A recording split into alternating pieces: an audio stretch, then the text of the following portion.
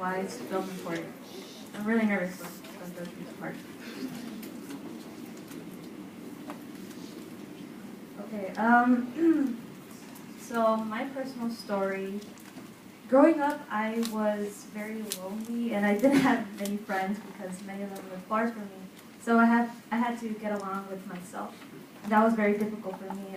Growing up in an abusive household with an abusive father, it made me want to isolate myself.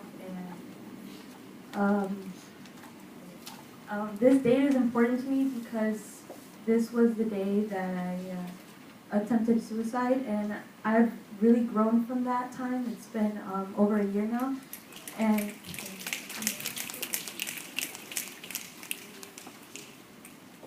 since then, it was during my rehab that I really became passionate more about film because it showed me that I've always been an artistic person since I was young. So being able to express myself through that and write and I want to be a cinematographer, which deals with lights and everything that you could think of with film. So my issue with film is that they are not given the respect that I think they deserve, and they are not seen as other art forms, such as in museums you see paintings and sculptures, and I've never heard of a museum showing film, and I think that they really do deserve more than what they're given. So these are some examples of films that I think are historic, and they really do show how beautiful they could be. Casablanca, The Godfather, Carrie, The Exorcist, To Kill a Mockingbird. They really embrace what I love about film. The characters, the directors, and the cast, they really put their all into it, and I really appreciate that. So creativity goes hand in hand with this.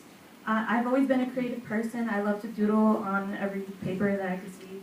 And you really need a creative mind in order to create a film. There's so many things that go into it.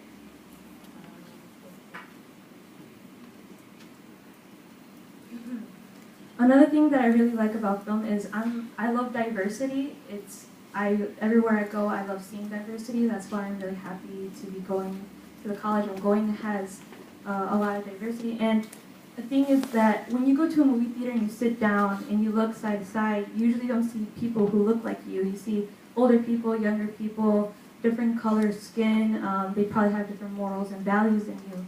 And I really like that. And I feel like the internet really hasn't caught up with that yet. You could talk to people around the world with the same interests, but maybe when you're going to the movies, you're not going to see those people again, and when the lights go down, you're seeing something for the first time with each other, which is really special.